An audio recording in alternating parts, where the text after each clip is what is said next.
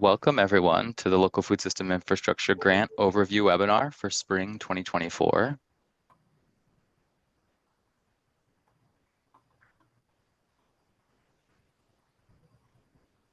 Francisca, I think you need to switch over to the Spanish channel.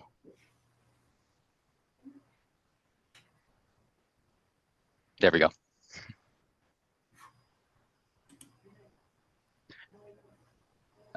My name is Galen Van Horn. I'm joined by my colleague, Ivy Fox. Morning. And we're going to spend probably like 20 to 30 minutes on this overview presentation. And then I'll stop the recording and we'll have some time for questions. So just jumping right in then. Here's an overview of our agenda. We'll have an introduction, just kind of the high-level overview of the grant categories, funding priorities, allowable costs, how to apply, and then, like I said, time for questions at the end. And we won't record that section. So the Local Food System Infrastructure Grant is a program of the WSDA Regional Markets Program. And we exist to support the economic viability of small and direct marketing farms.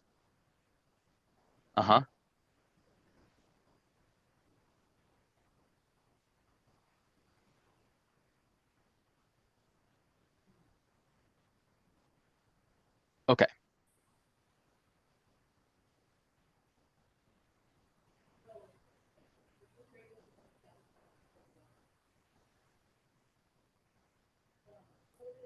I think just a reminder, just in case anybody missed it, that we do have translation services going on in Spanish simultaneously. And if you need that support, there's an icon with a little globe on it.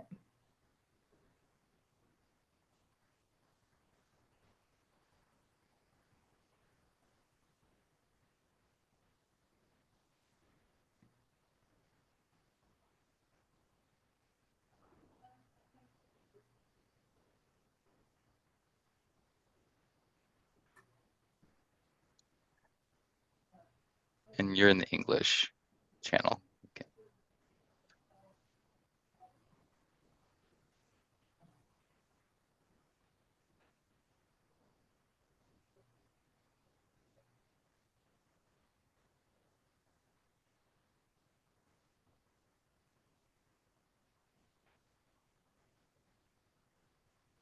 So WSDA Regional Markets Program supports the economic viability of small and direct marketing farms.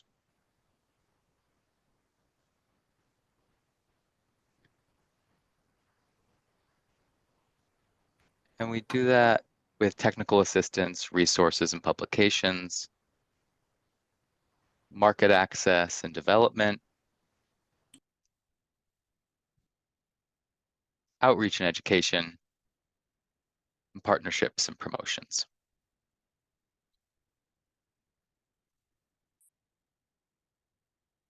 So this grant, the background and purpose of it,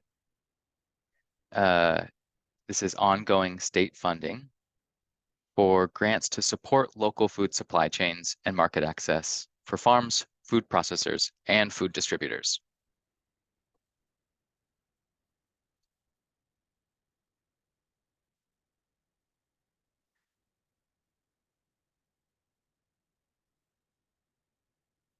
The intention is to fund projects that expand and strengthen collaboration across linkages in the regional food supply chain.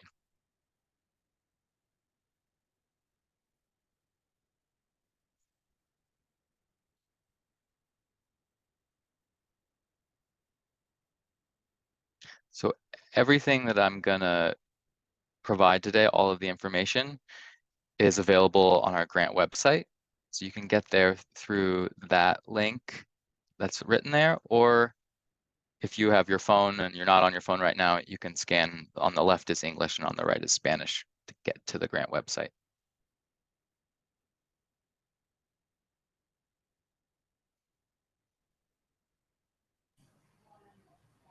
Galen, I also just want to recognize that folks can start putting questions in the chat as they come up, and then at the end we'll be able to answer some of those or answer them also on the chat. So just letting folks know that as a resource right now too.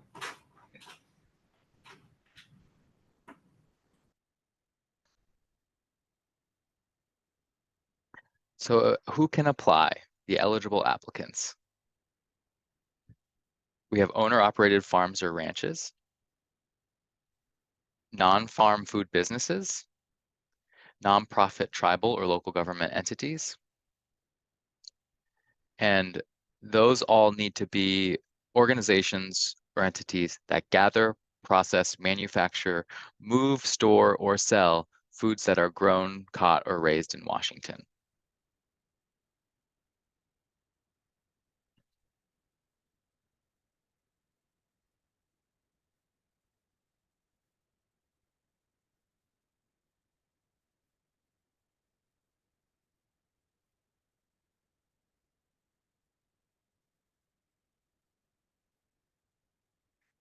So our timeline for this round of the grant is that the application portal will open next Monday, March 18th at 8 a.m. And then that portal will close April 17th at 4 p.m. I believe that's a Wednesday. We anticipate announcing awards in July of this year. And so grant projects wouldn't be able to start until July of this year. And then those projects would end July 30th, 2025.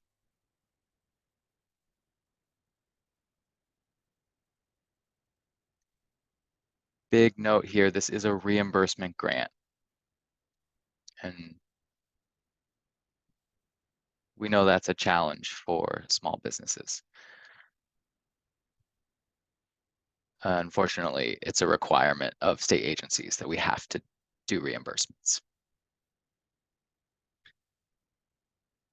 So what that means is that grant recipients will not receive upfront payment.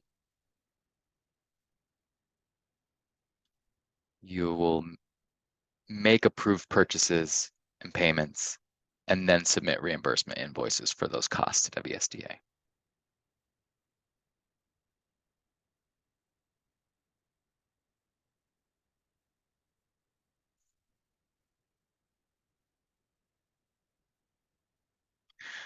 So next, looking at the grant categories. This round, there's only one grant category. Last round, there were two grant categories.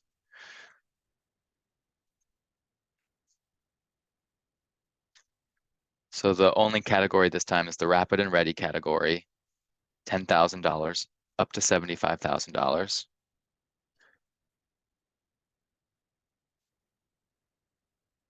And as I mentioned, July of this year through June 30th, 2025.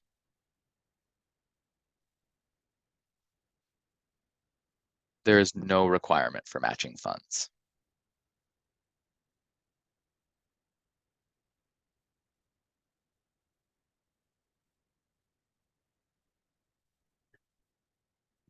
Okay, so digging into the allowable costs. Allowable costs must directly support improving local food supply chain and market access. So this means planning, equipment, and facilities for food post-harvest handling, aggregation, processing, manufacturing, storing, distribution, or sales. And again, these have to be Washington grown, caught, or raised foods that are supported by your grant project.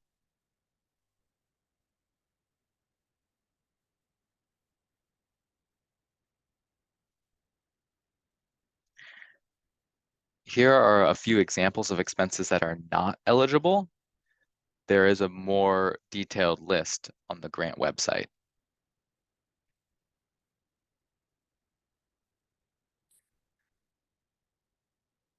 but notably, food, ingredients, or livestock purchases are not eligible.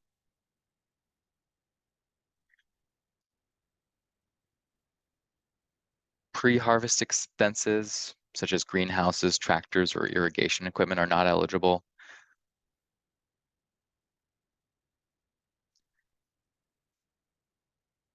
Ongoing operating costs are not eligible.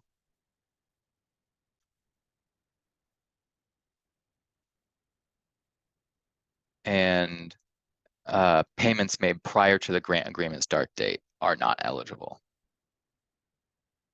So if you've already made any purchases, you can't apply for grant reimbursement for them.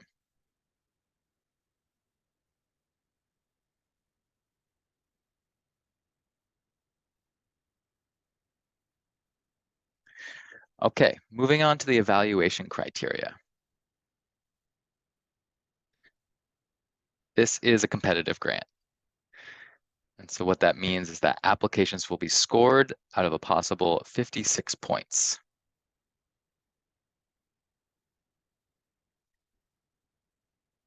And that's broken down to 28 points for the regional food system impact, 16 points for the achievability, and 8 points for a reasonable proposed budget and benefits.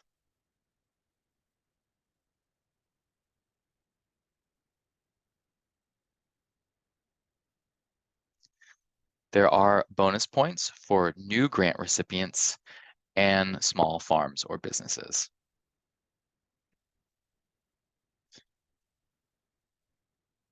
So you receive 3 points if you've received less than $75,000 in grant awards from the regional markets team in the past 3 years.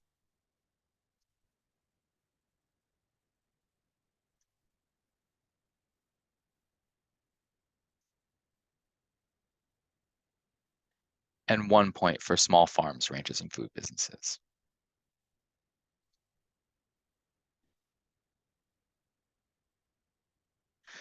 There are a lot more details on the evaluation criteria in the grant guidelines.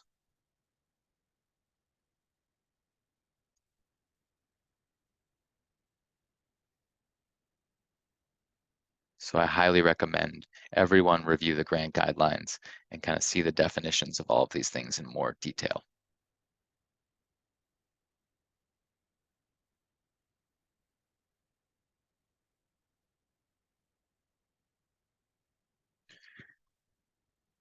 Moving on next to how to apply.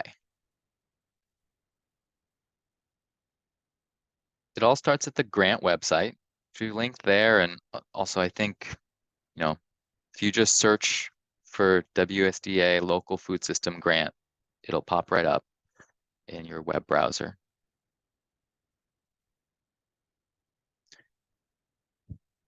And if you scroll down on the page, you'll find a how to apply section. And there will be a blue apply here button.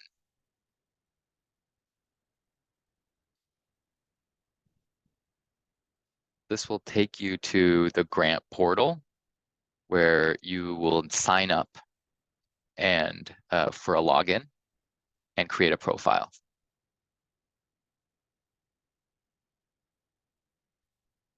So once you have that profile in the grant portal, then you can complete the application questions, prepare your project budget, and then finally select the submit button.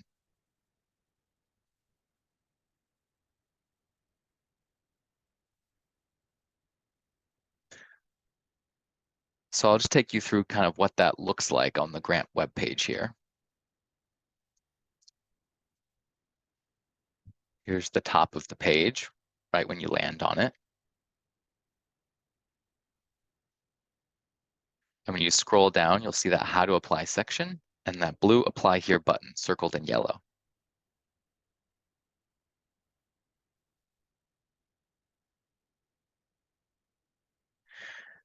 And just FYI, below that are the resources to help you. And so I highly recommend folks checking that out as well. You'll have links to register for lots of virtual support.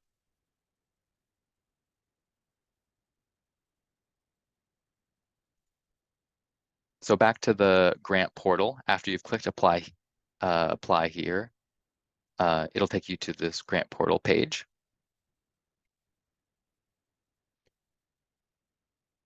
And you either have an existing email. If you've applied for a grant in the past, you can use your existing email and password.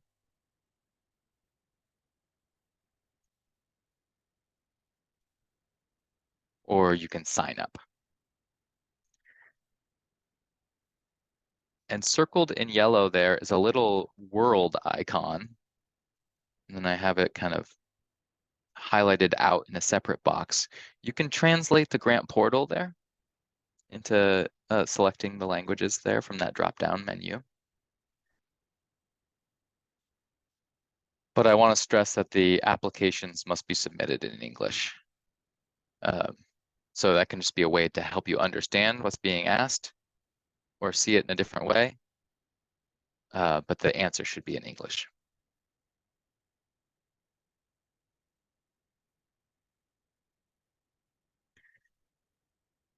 One last note on how to apply.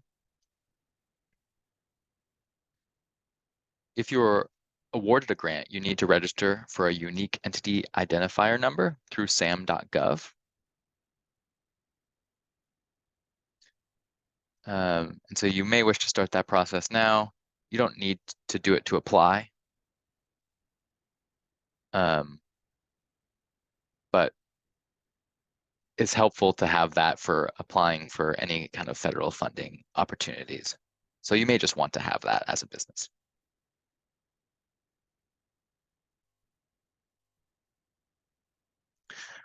Okay, so next I'm going to dig into what is actually in the application.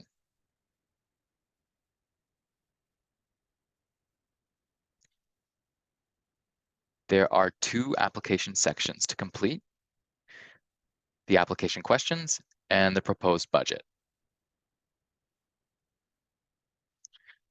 And the bottom of the slide there, this is what it looks like in the grant portal. There will be these two sections and you can open them and work on them separately.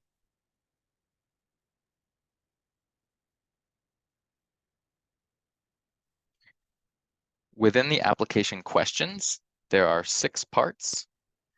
There's the contact information. There's an eligibility check. The biggest section is the project proposal, where you describe your operation and the proposed project. There's a section on permitting for facility building projects, on business licenses. And then finally, there's just an applicant certification where you go through all of the requirements of this grant and certify that you align with them.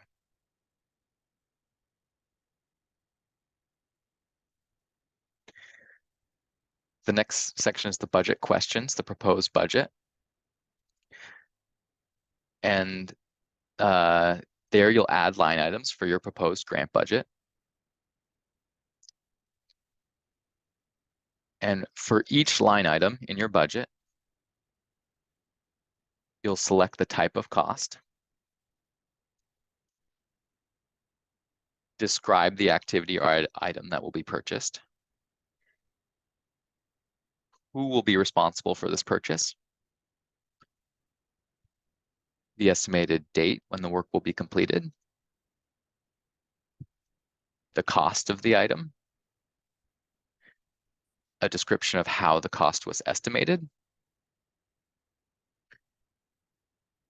and then you'll decide whether you want this item or activity prioritized for a partial funding award. So either yes, you want it included in a partial funding award, or no, you want it removed from a partial funding award.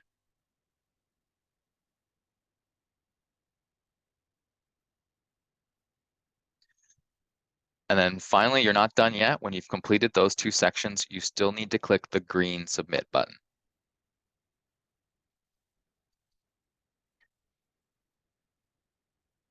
And you'll know you're successful when you receive a confirmation email saying that your application was submitted.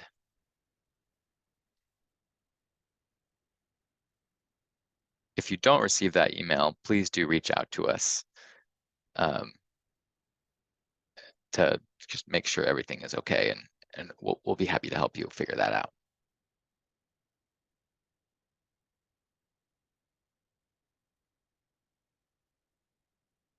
So the next steps and contact. So again, I'm Galen, my colleague Ivy. That's our general inbox. One of us will respond to you from there. And we highly recommend you register for upcoming webinars on the grant website.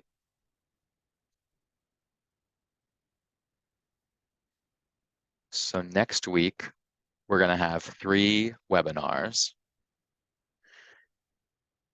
An overview of the application, a deeper overview of the application questions, a deeper overview of the proposed budget form, and then a deeper overview of the evaluation criteria.